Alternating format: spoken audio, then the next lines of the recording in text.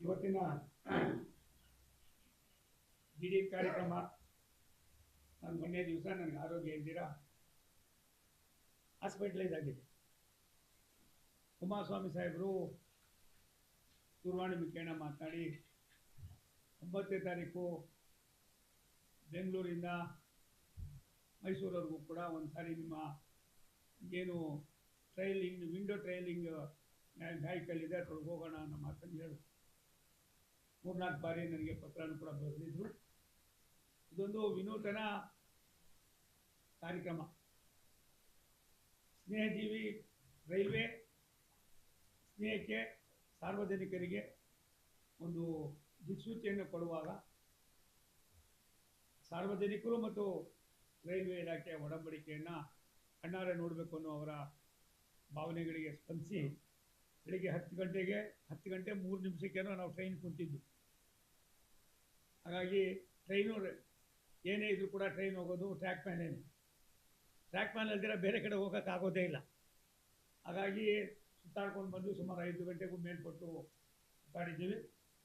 ನನಗನ್ನಿಸ್ತದೆ ನಾನು ಪದೇ ಪದೇ ಮೈಸೂರಿಗೆ ಬೇರೆ ಬೇರೆ ಕಡೆ ರಾಜ್ಯದಲ್ಲಿ ಮತ್ತು ಅದಲ್ದಿರ ದೇಶದಲ್ಲಿ ಇತ್ತು. ವಿಶೇಷವಾಗಿ ನಾರ್ತ್ ಇಂಡಿಯನ್ ಸ್ಟೇಟ್ಗೆ ನನಗೆ ನಮ್ಮ ನಾಯಕರು ನೆಚ್ಚಿನ ಪ್ರಧಾನಮಂತ್ರಿಗಳು ನಮ್ಮ ಮಂತ್ರಿಗಳಾದ ಅಶ್ವಿನಿ ವೈಷ್ಣವ್ ಕಳಿಸ್ತಾ ಇರ್ತಾರೆ. ಆದರೆ ಇವತ್ತು ಮೈಸೂರು ಈ ಒಂದು ರೈಲ್ವೆ ಇಲಾಖೆಯನ್ನು ಅಂದಿನ ಕಾಲದಲ್ಲಿ ಸ್ಥಾಪನೆ ಮಾಡ್ತಕ್ಕಂಥದ್ದಕ್ಕೆ ಮಹಾರಾಜ ಆಫ್ ಮೈಸೂರವರು ಕೊಟ್ಟಿರ್ತಕ್ಕಂಥ ಕೊಡುಗೆ ಅಪಾರವಾದದ್ದು. ಆ ಕೊಡುಗೆಯನ್ನು ಜ್ಞಾಪಕ ಮಾಡಿಕೊಳ್ಳೋ ಜೊತೆಯಲ್ಲಿ ನಾವಿವತ್ತು ಈ ಯೋಜನೆ ಬೆಳೀತಾ ಇರ್ತಕ್ಕಂಥ ಬೆಂಗಳೂರು ನಗರವನ್ನು ಜನಸಂದಣಿಯನ್ನು ಕಂಟ್ರೋಲ್ ಮಾಡೋದಕ್ಕೋಸ್ಕರ ನಾವು ಕೆಲವು ಮಾರ್ಪಾಟುಗಳನ್ನು ಮಾಡಬೇಕಾದ ಅವಶ್ಯಕತೆ ಇತ್ತು. ಅದನ್ನು ಮಾಡ್ತಕ್ಕಂಥದ್ದಕ್ಕೆ ನಾನು ಕುಮಾರಸ್ವಾಮಿ ಸಾಹೇಬರು ಇಬ್ಬರು ಚಿಂತನೆ ಮಾಡಿ ಆ ಕೆಲಸವನ್ನು ಕೊಟ್ಟಿದ್ದೇವೆ. ನಮ್ಮ ಯದುವೀರ್ ಒಡೆಯರ್ ಅವರಿಗೆ ನಾನು ತುಂಬ ಧನ್ಯವಾದಗಳನ್ನ ಸಮರ್ಪಣೆ ಮಾಡ್ತೀನಿ. ರಾತ್ರಿ ಬಂದವರು ಅಲ್ಲೇ ಬೆಂಗಳೂರಿನಲ್ಲಿ ಇದ್ದು ನಮ್ಮ ಜೊತೆಯಲ್ಲೇ ಬೆಳಗ್ಗೆಯಿಂದ ಆ ಒಂದು ಜನರ ಭಾವನೆಗಳು, ಜನರಲ್ಲಿ ಇರ್ತಕ್ಕಂಥ ಒಂದು ನಂಬಿಕೆ ಎಷ್ಟು ಮಟ್ಟಿಗೆ ಅನ್ನೋದನ್ನು ಅವರು ಕೂಡ ಕಣ್ಣಾರೆ ನೋಡಿದ್ದಾರೆ. ನಾನು 2-3 ವಿಚಾರಗಳನ್ನು ರೈಲ್ವೆ ಅವರಿಗೆ ಕೆಲವು ಸವಿಸ್ತಾರವಾಗಿ ಹೇಳಲೇಬೇಕಾಯ್ತದೆ. ಇದನ್ನು ಯಾಕೆ ಹೇಳಬೇಕಾಯ್ತದೆ ಅಂದರೆ, ರಾಜ್ಯದ ಮುಖ್ಯಮಂತ್ರಿಗಳು 18 ಬಾರಿ 19 ಬಾರಿ ಬಡ್ಜೆಟನ್ನು ಮಂಡನೆ ಮಾಡಿ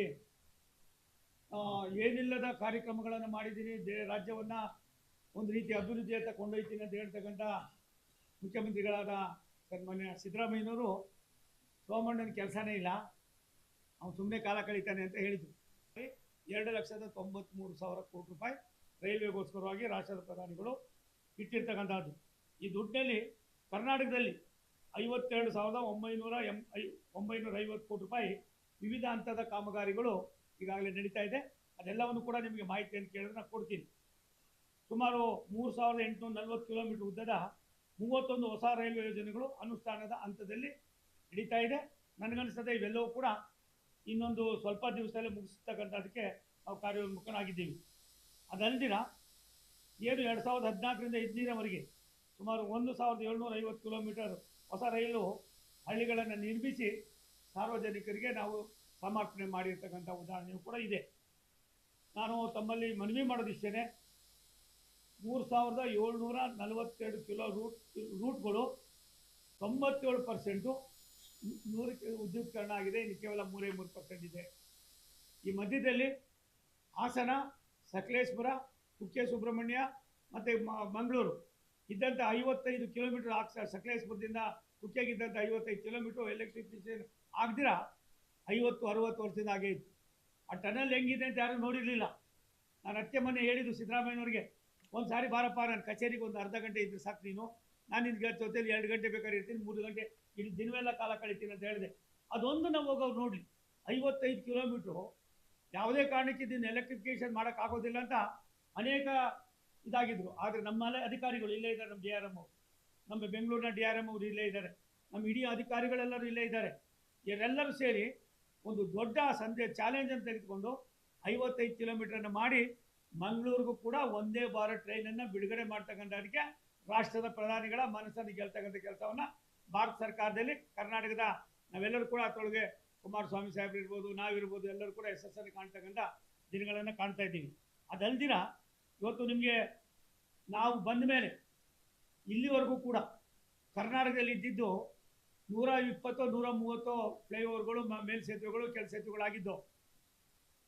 ಕೇವಲ 2014ರಿಂದ ಇಲ್ಲಿವರೆಗೂ 707 ಮೇಲು ಸೇತುವೆ, ಕೆಳ ಸೇತುವೆಗಳನ್ನು ಮಾಡಿದ್ದೀವಿ ಮಹಾರಾಜರೇ. ಅದಲ್ದಿರ ಇನ್ನು 2 ವರ್ಷದಲ್ಲಿ ಕರ್ನಾಟಕ ರಾಜ್ಯದ ಹೈವೇಗಳಲ್ಲಿ ಇರ್ತಕ್ಕಂಥದ್ದು ಇರ್ಬೋದು, ಬೇರೆ ಬೇರೆ ಭಾಗದಲ್ಲಿ ಇರ್ತಕ್ಕಂಥದ್ದು ಇರ್ಬೋದು, ಇಡೀ ಡಿವಿಷನ್ನಿಂದ ಸುಮಾರು 167 168 ಕೆಲಸ ಕಾರ್ಯಗಳು ನಡೀತಾ ಇದೆ. ಅದನ್ನು ಕೂಡ ಪೂರ್ಣ ಮಾಡ್ತಕ್ಕಂಥ ಕೆಲಸವನ್ನು ಇಷ್ಟರಲ್ಲೇ ಮಾಡಿ ಇನ್ನು 1-1.5 ವರ್ಷದಲ್ಲಿ ಇವೆಲ್ಲ ಮುಗಿಸ್ತಾ ಇದ್ದೀವಿ.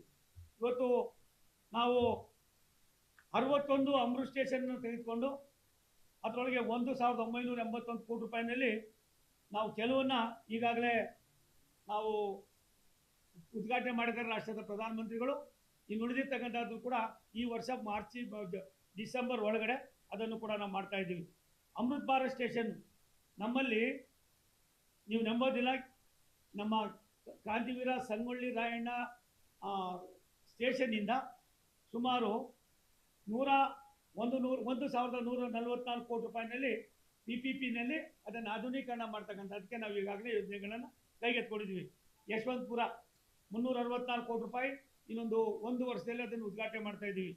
ಬೆಂಗಳೂರು ಕಂಟ್ರೋನ್ಮೆಂಟು 484 ಕೋಟಿ ರೂಪಾಯಿ, ಅದನ್ನು ಕೂಡ ನಾವು 1-1.5 ವರ್ಷದಲ್ಲಿ ಮುಗಿಸ್ತಾ ಇದ್ದೀವಿ. ಮೈಸೂರು 493 ಅಭಿಕಾಮ್ ಚಾಲು ಅನ್ನೋದು ಇವಾಗ ಕೆಲಸ ಅದು ಕೂಡ ಇದಾಗಿದೆ. ಅಶೋಕ್ಪುರಮ್ಮು 32 ಕೋಟಿ ರೂಪಾಯಿನಲ್ಲಿ ಮಾಡಿ ಈಗಾಗಲೇ ಅದನ್ನು ಸಾರ್ವಜನಿಕರಿಗೆ ಸಮರ್ಪಣೆ ಮಾಡಿ ಮೆಮೊ ಟ್ರೈನ್ಗಳು ಕೂಡ ಅಲ್ಲಿಂದನೇ ಹೊರಡ್ತಾ ಇದೆ. ಬಹುತೇಕ ಟ್ರೈನ್ಗಳನ್ನು ಅಲ್ಲಿಂದನೇ ನಾವು ಶಿಫ್ಟ್ ಮಾಡಿ ಆ ಒಂದು ಕೆಲಸವನ್ನು ಕೂಡ ಸುಮಾರು ವರ್ಷದ ಅದು ಮಾಡಿದ್ದೀವಿ. ಅದಲ್ದಿರ ಕೆಂಗೇರಿಲಿ 21 ಕೋಟಿ ರೂಪಾಯಿ ನಡೀತಾ ಇದೆ. ಇದೆಲ್ಲ ಯಾಕೆ ಹೇಳ್ತೀರಿ? ಮೈಸೂರು ಬೆಂಗಳೂರು ಒಂದೇ ನಾಣ್ಯದ 2 ಮುಖಗಳಾಗಿ ಈ ಒಂದು ಸ್ಟ್ರೆಚ್ಚಲ್ಲಿ ನಾವು ಏನೇನು ಮಾಡಿದ್ದೀವಿ ಅನ್ನೋದಕ್ಕೆ ನಿಮ್ಮ ಗಮನಕ್ಕೆ ತರ್ತಾ ಇದ್ದೀನಿ. ಕೃಷ್ಣರಾಜಪುರ 21 ಕೋಟಿ ರೂಪಾಯಿ, ಮಂಡ್ಯ 20 ಕೋಟಿ ರೂಪಾಯಿ, ಚನ್ನಪಟ್ಟಣ 21 ಕೋಟಿ ರೂಪಾಯಿ, ರಾಮನಗರ 21 ಕೋಟಿ ರೂಪಾಯಿ, ಅಲ್ಲಿಂದ ಬಂದು ಶ್ರವಣಬೆಳಗೊಳ, ಚನ್ನಸಂದ್ರ ಈ ಭಾಗದೆಲ್ಲವೂ ಕೂಡ ನಾವು ನಡೀತಾ ಇದೆ. ನಮ್ಮ ಉದ್ದೇಶ ಇಷ್ಟೇ, ಯಾವ ಕೆಲಸಗಳು ಒಂದು ಕಾಲದಲ್ಲಿ 5 ಲಕ್ಷ ರೂಪಾಯಿನ ಜಿಲ್ಲಾ ರೈಲ್ವೆ ಸ್ಟೇಷನ್ಗಳಿಗೆ ಕೊಡೋಕ್ಕಾಗ್ದಿರ, ಈವನ್ ಟಾಯ್ಲೆಟ್ ಕೂಡ ರಿಪೇರಿ ಮಾಡೋಕ್ಕಾಗ್ದಿರ ಒದ್ದಾಡ್ತಾ ಇದ್ದಂಥ ಬಹುತೇಕ ರೈಲ್ವೆ ಸ್ಟೇಷನ್ಗಳು ಇವತ್ತು ವಿಮಾನ ನಿಲ್ದಾಣಗಳ ರೂಪದಲ್ಲಿ ಮಾಡ್ತಕ್ಕಂಥದ್ದಕ್ಕೆ ರಾಷ್ಟ್ರದ ಪ್ರಧಾನಮಂತ್ರಿಗಳು ಕೊಟ್ಟಿರ್ತಕ್ಕಂಥ ಹೊತ್ತು ನಮ್ಮ ಮಂತ್ರಿಗಳಾದ ಸನ್ಮಾನ್ಯ ಅಶ್ವಿನಿ ವೈಷ್ಣವ್ ಅವರು, ನಾವಿರ್ಬೋದು, ಕುಮಾರಣ್ಣ ಅವರು ಇರ್ಬೋದು, ನಾವೆಲ್ಲ ಕೂಡ ಅದ್ರ ಜೊತೆಯಲ್ಲಿ ನಾವೆಲ್ಲವನ್ನು ಕೂಡ ಮಾಡ್ತಾ ಇದ್ದೀವಿ. ನಾನು ನಿಮಗೆ ಪ್ರಯಾಣಿಕರ ಸುರಕ್ಷತೆಗೋಸ್ಕರವಾಗಿ 1568 ಮಾರ್ಗಗಳನ್ನು ಕವಚವನ್ನು ಅಳವಡಿಸ್ತಕ್ಕಂಥ ಕೆಲಸವನ್ನು ನಾವು ಮಾಡ್ತಾ ಇದ್ದೀವಿ. ಇವತ್ತು ವಂದೇ ಭಾರತ್ ಟ್ರೈನು 12 ಓಡ್ತಾ ಇದೆ, 23 ನಿಲ್ದಾಣಗಳಲ್ಲಿ ಅದು ಓಡಾಡ್ತಾ ಇದೆ, 14 ಜಿಲ್ಲೆಗಳಲ್ಲಿ. ಮಾರ್ಚ್ ಏಪ್ರಿಲ್ ಒಳಗಡೆ ಸ್ಲೀಪಿಂಗ್ ಕೋಚು ಬರ್ತದೆ. ಇನ್ನು 1-2 ವಂದೇ ಭಾರತ್ ಕೂಡ ಭಾರತ ಸರ್ಕಾರ ಕರ್ನಾಟಕಕ್ಕೆ ಕೊಡುಗೆಯಾಗಿ ನೀಡ್ತಕ್ಕಂಥ ಕೆಲಸವನ್ನು ಮಾಡ್ತಾ ಇದ್ದೀವಿ. ಇವತ್ತು ಅಮೃತ್ ರೈಲುಗಳನ್ನು, ಅಮೃತ್ ಸ್ಟೇಷನ್, ಭಾರತ್ ಅಮೃತ್ ಸ್ಟೇಷನ್ಗಳನ್ನು ಮಾಡ್ತಕ್ಕಂಥದ್ದಕ್ಕೆ ನಾವು ಒಟ್ಟಾರೆಯಾಗಿ ಅನೇಕ ಕಾರ್ಯಕ್ರಮಗಳನ್ನು ನಾವು ಮಾಡ್ತಾ ಇದ್ದೀವಿ. ಅಂಗವಿಕಲರಿಗೋಸ್ಕರವಾಗಿ ಎಕ್ಸಿಲೇಟರ್ಸ್ ಇರ್ಬೋದು, ಮತ್ತೊಂದು ಇರ್ಬೋದು, ಅವ್ರಿಗೆ ಬೇಕಾಗಿರ್ತಕ್ಕ ಸವಲತ್ತುಗಳಿರ್ಬೋದು, ಇವೆಲ್ಲವನ್ನು ಕೂಡ ನಾವು ತುಂಬ ವ್ಯವಸ್ಥಿತವಾಗಿ ಮಾಡ್ತಾ ಇದ್ದೀವಿ. ನನಗೆ ಒಂದೇ ಒಂದು ನೋವು, ಚಾಮರಾಜನಗರ ಬೆಂಗಳೂರು ನಮ್ಮಲ್ಲಿ 142 ಕಿಲೋಮೀಟ್ರ್. ನಾನು 1382 ಕೋಟಿ ರೂಪಾಯಿ ನಾನು ಬರೋಕ್ಕೆ ಮುಂಚೆನೇ ಇದೆಲ್ಲ ಇದಾಗಿ ಸನ್ಮಾನ್ಯ ಮಲ್ಲಿಕಾರ್ಜುನ್ ಖರ್ಗೆ ಸಾಹೇಬರು ಮಂತ್ರಿಗಳಾಗಿದ್ದಾಗ ಇದನ್ನು ಮಾಡಬೇಕು ಅಂತ ಮಾಡಿ ಅದು ಮುಂದಕ್ಕಾಗೋದಿಲ್ಲ. ಹೆಜ್ಜಾಲ, ಹಾರೋಹಳ್ಳಿ, ಹೆಜ್ಜಾಲ, ಕಗ್ಲಿಪುರ, ಹಾರೋಹಳ್ಳಿ, ಕನಕಪುರ, ಸಾತನೂರು, ಅಲ್ಲಿಂದ ಬಂದು ಹಲಗೂರು, ಮಳವಳ್ಳಿ, ಕೊಳ್ಳೇಗಾಲ, ಸದ್ಯಮಾರಹಳ್ಳಿ, ಯಳಂದೂರು, ಸದ್ಯಮಾರಹಳ್ಳಿ, ಚಾಮರಾಜನಗರ 142 ಕೋಟಿ ರೂಪಾಯಿಂದು ಕಿಲೋಮೀಟ್ರನ್ನ ನಾವು ತಗೊಳ್ಳಿ ಅಂತ ಹೇಳಿ ಅವ್ರು ಏನು ಹೇಳಿದ್ವಿ ನಾವು, ಆಗೋಗಿದೆ ಕಡೆ ನಮ್ಮೆಲ್ಲ ಮುಗಿದಿದೆ ಅಂದರು. ನಾನೇನೋ ತುಂಬ ಖುಷಿಯಾಗಿ ಹೇಳಿ ಟೆಂಡರ್ ಕರೆಯೋಣ ಅಂತ ಕರೆದ್ರೆ ಏನು ಮಾಡಿದ್ದಾರೆ ಇವರು ಅಂದರೆ, ದಿನಾಂಕ 12/12/24 ನಾನು ತುಂಬ ಡಿಮ್ಯಾಂಡ್ ಮಾಡೋಕ್ಕೆ ಕೊಟ್ಟ ಒಂದು ಪತ್ರ ಬರೀತಾರೆ ನನಗೆ, ನಮ್ಮ ಕೈಲಿ ಆಗೋದಿಲ್ಲಪ್ಪ, ಈ ಸ್ಕೀಮನ್ನ ನೀನು ವಾಪಸ್ ತೊಗೊಂಡು. ನಾವು ವಾಪಸ್ ತೊಗೊಂಡಿದ್ದೀವಿ, ನಮ್ಮ ಕೈಲಿ ಮಾಡೋಕ್ಕಾಗೋದಿಲ್ಲ, ನೀವೇ ಏನಾದರೂ ಮಾಡಿದ್ರೆ ಮಾಡ್ಬೋದು ಅನ್ನೋ ಮಾತನ್ನು ರಾಜ್ಯ ಸರ್ಕಾರ ರೈಲ್ವೆಗೆ, ರಾಜ್ಯದ ಸನ್ಮಾನ್ಯ ಸಿದ್ದರಾಮಯ್ಯನವರ ನಾಯಕತ್ವದ ಸರ್ಕಾರ, ಮೈಸೂರು ಜಿಲ್ಲೆಯವರೇ ಆಗಿರ್ತಕ್ಕಂಥ ಸಿದ್ದರಾಮಯ್ಯನವರು, ಮಹಾರಾಜರೇ ಇದಕ್ಕೆ ಬರೀತಾರೆ. ಇದ್ರ ಜೊತೆಗೆ ನಾವು ಮೈಸೂರು, ಹುಣಸೂರು, ಪಿರಿಯಾಪಟ್ಟಣ ಮತ್ತು ಅದ್ಯಾವುದದು ಕುಶಾಲನಗರ, ಇದು ಕೂಡ ನಮ್ಮ ಕಾಲದಲ್ಲಿ ಆಗಿ ಸನ್ಮಾನ್ಯ ಹಿಂದೆ ಪ್ರತಾಪ್ ಸಿಂಹ ಅವರು ಎಂ ಪಿಗಳಾಗಿದ್ದಾಗ ಅದಕ್ಕೆಲ್ಲ ಓಡಾಟ ಮಾಡಿ ಏನೆಲ್ಲ ಮಾಡಿದ್ರು. ಅದು ಕೂಡ ಒಂದು ಪತ್ರ ಬರೀತಾರೆ, ನಮ್ಮ ಕೈಲಿ ಆಗೋದಿಲ್ಲ ಅಕ್ವಿಜೇಷನ್ ಮಾಡೋಕ್ಕೆ, ನೀವೇನು ಬೇಕಾದ್ರೂ ಮಾಡ್ಕೊಳ್ಳಿ. ಅಭಿವೃದ್ಧಿಯ ಸಂಕೇತ ಅಂತ ಹೇಳ್ತಾರೆ. ಅಭಿವೃದ್ಧಿಗೆ ಇವ್ರು ಯಾವ ರೀತಿ ಒತ್ತನ್ನು ಕೊಡೋದಿಲ್ಲ ಅನ್ನೋದಕ್ಕೆ ಇದೊಂದು ದೊಡ್ಡ ಉದಾಹರಣೆ. ನಾನು ತಮ್ಮಲ್ಲಿ ಮನವಿ ಮಾಡೋದಿಷ್ಟೇ, ಸಿದ್ದರಾಮಯ್ಯನವರು ಎಲ್ಲ ಒಂದು ಕಡೆ ಕುಳ್ಕೊಂಡು ಏನೆಲ್ಲ ಮಾತನಾಡೋದು ಬಿಟ್ಟು ವಾಸ್ತವಾಂಶಕ್ಕೆ ಅವ್ರು ಬರಬೇಕಾಯ್ತು.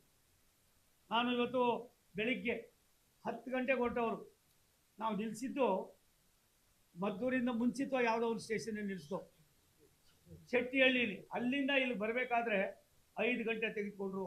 ಜನ ಆ ನಂಬಿಕೆ, ಆ ಶೆಟ್ಟಿಹಳ್ಳಿ, ಮದ್ದೂರು, ಆನಿಕೆರೆ, ಎಳಿಯೂರು, ಮಂಡ್ಯ, ಬ್ಯಾಡ್ರಳ್ಳಿ, ಪಾಂಡವಪುರ, ಶ್ರೀರಂಗಪಟ್ಟಣ, ಈ ಕೇವಲ 8 ಕಡೆ ನಿಲ್ಲಿಸಿ ಆ ಜನರನ್ನು ಮಾತಾಡಿಸ್ಬೇಕನ್ನೋ ಆಫೀಸರ್ಗಳೆಲ್ಲ ಇದ್ದರು. ಎಷ್ಟು ಮಟ್ಟಿಗೆ ಜನಕ್ಕೆ ಭಾವನೆ ಇದೆ, ನಂಬಿಕೆ ಇದೆ, ರಾಷ್ಟ್ರದ ಪ್ರಧಾನಮಂತ್ರಿಗಳ ದೂರದೃಷ್ಟಿ ಇದೆ ಅನ್ನೋದಕ್ಕೆ ಇದೊಂದು ಉದಾಹರಣೆ. ನಾನು ಮೈಸೂರು ಬೆಂಗಳೂರು ಮಾರ್ಗದಲ್ಲಿ ಸುಮಾರು ಈಗಾಗಲೇ 5 ROB, 1 RUB ಸಾಂಕ್ಷನ್ ಆಗಿ ಕೆಲಸ ಶುರು ಮಾಡಿ ಒಂದು ಮುಗಿತಾ ಇದೆ, ಅದನ್ನು ಪ್ರಾರಂಭ ಮಾಡ್ತಾ ಇದ್ದೀವಿ. ಬೆಂಗಳೂರು ಮೈಸೂರು ಭಾಗದಲ್ಲಿ ನಮ್ಮಲ್ಲಿ ಎಷ್ಟಿದೆ, ನಾನು अधिकारिಗಳಿಗೆ साहब दोनों DRM इधर है साहब, दोनों को मेरा एक सूचना है, बाद में एक रिक्वेस्ट भी है। मैसूर बेंगलुरु से आने का जाने का किधर किधर हमारा ROB RUB का प्रॉब्लम है, आपको एक चित्रण आपको मालूम हो, दोनों को मालूम होगा। आपका जूनियर सीनियर ऑफिसर भी इधर है, प्रेम नारायण जी अभी चीफ इंजीनियर है, वो दोनों को छोड़े तो अभी बड़ा है। बाद में किसे किसे कैसा कैसा करना है, क्या करने को होता है, ये सभी कर को मुझे 15-20 दिन में कितने लेता है, क्या लेता है, कहीं को होना चाहिए। इसमें टॉप प्रायोरिटी किसी किसी को आइटम देना चाहिए, नहीं तो क्या होता है मुझे बताया उधर आप भी था, हम दोनों आप पुटराज जेल हमारा पुटराज एक्सेप्ट मुझे उधर बताया बहुत आदमी का, इसलिए कितने उतने भी लेने का। अब मुझे ये कर को टेंडर मैं कर लेता है, मुझे होना चाहिए, होना नहीं होना वो डिसीजन आपका है, मैं लेने का नहीं होता है। प्रेम नारायण जी वो काम होना चाहिए नहीं चाहिए आपका डिसीजन रहता है, नहीं तो क्या बोलता है सोमण्णा बोलिया इसलिए मैं तो हो जाएगा, कुमार स्वामी जी बोलिया, महाराजा बोलिया इसलिए मैं करने का नहीं होता है, ये सब भी नहीं होना चाहिए। ಅದಕ್ಕೋಸ್ಕರವಾಗಿ ನಾವು ಇವತ್ತು ತೀರ್ಮಾನ ಮಾಡಿದ್ದೀವಿ. ಇಷ್ಟು ಗಂಟೆಗಳು ಕಾಲ ಕಳೆದಿದ್ದು ಕೂಡ ಕುಮಾರಸ್ವಾಮಿ ಸಾಹೇಬರಿಗೆ ನಾನು ಭಾರತ ಸರ್ಕಾರದ ರೈಲ್ವೆ ಇಲಾಖೆ ವತಿಯಿಂದ ಒಂದು ಮಾತನ್ನು ಹೇಳೋದಕ್ಕೆ ಇಚ್ಛೆ ಪಡ್ತೀನಿ. ದಯಮಾಡಿ ಇವತ್ತು ಎಷ್ಟು ROB RUB ಮೇಲ್ ಸೇತುವೆ ಕೆಳ ಸೇತುವೆಗಳ ಅವಶ್ಯಕತೆ ಇದೆ, ಎಲ್ಲೆಲ್ಲಿ ಆದ್ಯತೆ ಕೊಡಬೇಕು, ಎಲ್ಲ ಕೆಲಸವನ್ನು ಕೂಡ ತಮ್ಮಣ್ಣ ಸಾಹೇಬ್ರೆ ನೀವುಗಳು ಕೂಡ ಗಾರ್ಡಿಯನ್ ಆಗಿ ನಿಂತ್ಕೊಂಡು ಜಾಗಕ್ಕೆ ನಾವೇ ದುಡ್ಡು ಕೊಡ್ತೀವಿ. ಅಕ್ವಿಜೇಷನ್ ಏನಾದ್ರು ಇದ್ದರೆ ಅದಕ್ಕೂ ಕೂಡ ಭಾರತ ಸರ್ಕಾರ ದುಡ್ಡು ಕೊಡ್ತದೆ. ಈ ಥರದ ಯೋಜನೆ 50 ವರ್ಷ 70 ವರ್ಷ 80 ವರ್ಷದಲ್ಲಿ ಮಾಡಿದರೆ ಏನೇನಾಗಿರೋದು. ಮೋದಿಜಿಯವರು 3ನೇ ಬಾರಿಗೆ ಬಂದ ಮೇಲೆ ಯಾವುದೇ ಮೇಲ್ಸೇತುವೆ ಕೆಳ ಸೇತುವೆಗಳು ರಾಜ್ಯ ಸರ್ಕಾರದ ಮೇಲೆ ಡಿಪೆಂಡ್ ಆಗಬಾರ್ದು ಅನ್ನೋ ದೃಷ್ಟಿಯಿಂದ ಇದನ್ನು ಮಾಡಿದ್ದೀವಿ. ನನಗನ್ನಿಸ್ತದೆ ಈ ಥರದ ಕಾರ್ಯಕ್ರಮ ಅನ್ನೋದಕ್ಕಿಂತ ಹೆಚ್ಚಾಗಿ ಕರ್ನಾಟಕ ರಾಜ್ಯದಲ್ಲಿ 52,000 ಕೋಟಿ ರೂಪಾಯಿಗಳು ಕೆಲಸಗಳು ನಡೀತಾ ಇರೋದ್ರ ಜೊತೆಯಲ್ಲಿ ನಾವು ಸುಮಾರು ನಾನು ಬಂದ ಮೇಲೆ ಸುಮಾರು 3,270 ಎಕರೆ ಜಾಗ ಅಕ್ವಿಜೇಷನ್ ಆಗಿದೆ. ಇಂದು ಕೂಡ 1,000 ಎಕರೆ ಅಕ್ವಿಜೇಷನ್ ಆಗಬೇಕಾಗಿದೆ. ಇದ್ರಿಗೆ ಏನಾಗಿದೆ ನಮ್ಮ ದುರಂತ, ರಾಯದುರ್ಗ ತುಮಕೂರು ದಾವಣಗೆರೆ, ಮೈಸೂರು ಯಾವುದದು ಕುಶಾಲನಗರ, ಬೆಂಗಳೂರು ಯಾವುದು ಚಾಮರಾಜನಗರ, ಈ ಥರದ ಅನೇಕ ಯೋಜನೆಗಳನ್ನು ರಾಜ್ಯ ಸರ್ಕಾರ ಯಾತಕ್ಕೋಸ್ಕರವಾಗಿ ನಿಲ್ಲಿಸ್ತಾ ಇದೆಯೋ ನನಗೆ ಗೊತ್ತಿಲ್ಲ. ಇವತ್ತು ಅದಕ್ಕಿಂತ ಹೆಚ್ಚಾಗಿ ಮುನ್ರಾಬಾದು, ರಾಯಚೂರು, ಚಿಕ್ಕಮಗಳೂರು, ಬೇಲೂರು, ಬಾಗಲಕೋಟೆ, ಕುರ್ಚಿ, ಶಿವಮೊಗ್ಗ, ಶಿಕಾರಿಪುರ, ರಾಣಿಬೆನ್ನೂರು, ಬೆಳಗಾಮು, ಧಾರವಾಡ, ಹಾಸನ, ಬೇಲೂರು, ಹೀಗೆ ತುಂಬ ಎಷ್ಟು ಮಟ್ಟಿಗೆ ಅಂತಂದರೆ ನಾವು ಹೇಳಕ್ಕೆ ಸಾಧ್ಯ ಇಲ್ಲ.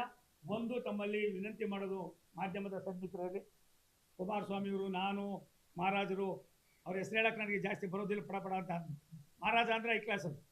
ಹಾಗಾಗಿ ಒಟ್ಟಿಗೆ ಇವತ್ತು ಬಂದಿದ್ದು ಈ ಭಾಗದ ಜನರಲ್ಲಿ ಇರ್ತಕ್ಕಂಥ ಕೆಲವು ನೋವುಗಳನ್ನು ಹಂಚ್ಕೊಳ್ಳೋದ್ರ ಜೊತೆಯಲ್ಲಿ ಭಾರತ ಸರ್ಕಾರ ಸನ್ಮಾನ್ಯ ಪ್ರಧಾನಮಂತ್ರಿ ನರೇಂದ್ರ ಮೋದಿಯವರು ಏನು ಕೊಡಲಿಲ್ಲ. ಇದೆಲ್ಲ ಯಾರು ಕೊಟ್ಟಿದ್ದು? ಏನಾಗಿದೆ ನಿಮ್ಮಲ್ಲಿ? ಅದ್ಯಾವುದೋ ಬಡವರು ಒಂದಷ್ಟು ಸಣ್ಣ ಪುಟ್ಟ ಏನೋ ಒಂದಷ್ಟು ಭಾಗ್ಯಗಳು ಕೊಟ್ಟು ಅದು 100 ಪಟ್ಟು 200 ಪಟ್ಟು 500 ಪಟ್ಟು ಜಾಸ್ತಿ ಮಾಡಿಕೊಂಡು ಬಾಕಿದೆಲ್ಲ ಎಲ್ಲಿಗೋಯ್ತಾ ಇದೆ ನಿಮ್ಮದು? ನಿಮ್ಮ ಅಡ್ಮಿನಿಸ್ಟ್ರೇಷನ್ ಯಾವ ಮೂಟೆಗೆ ಹೋಗ್ತಾ ಇದೆ? ಅದ್ರ ಬಗ್ಗೆ ನೀವು ಚಿಂತನೆ ಮಾಡ್ತೀರಾ? ನಮ್ಮ ಬಗ್ಗೆ ಮಾತಾಡ್ದಕ್ಕೆ ಹೋಗ್ತೀರಿ.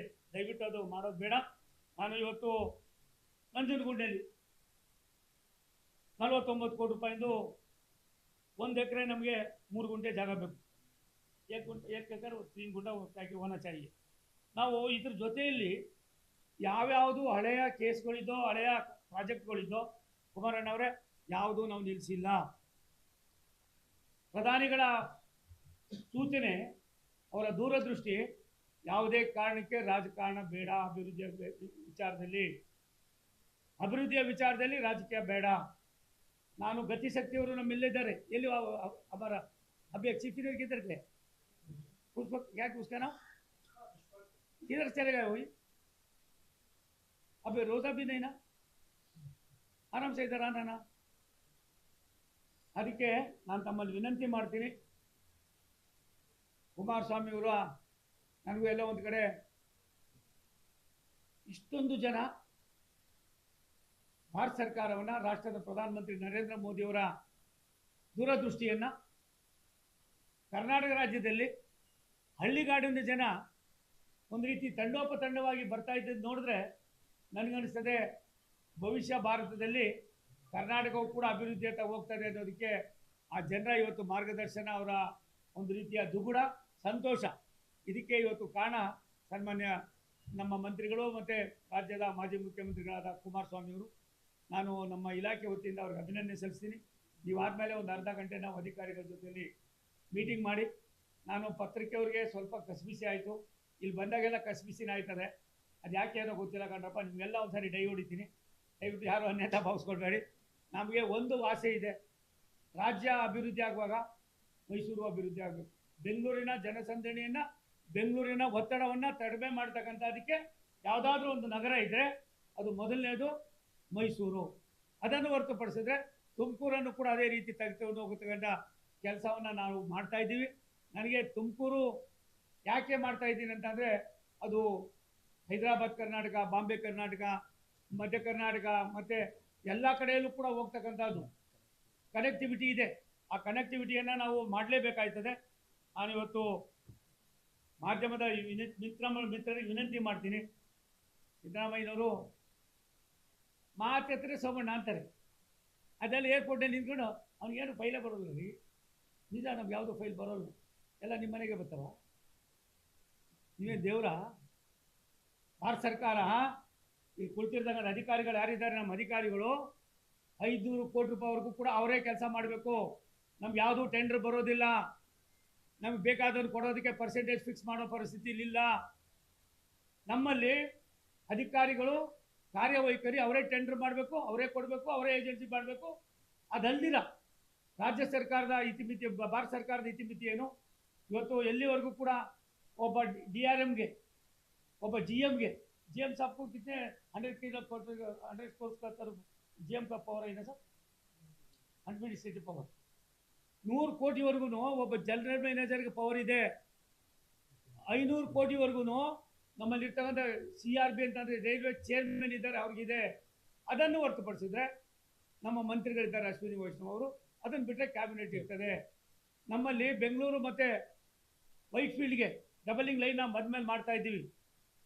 ಒಂದು ಸ್ವಲ್ಪ ನೋಡ್ಬೇಕು ನೀವು ಯಾವ ರೀತಿ ನಡೀತಾ ಇದೆ ಅಂತ.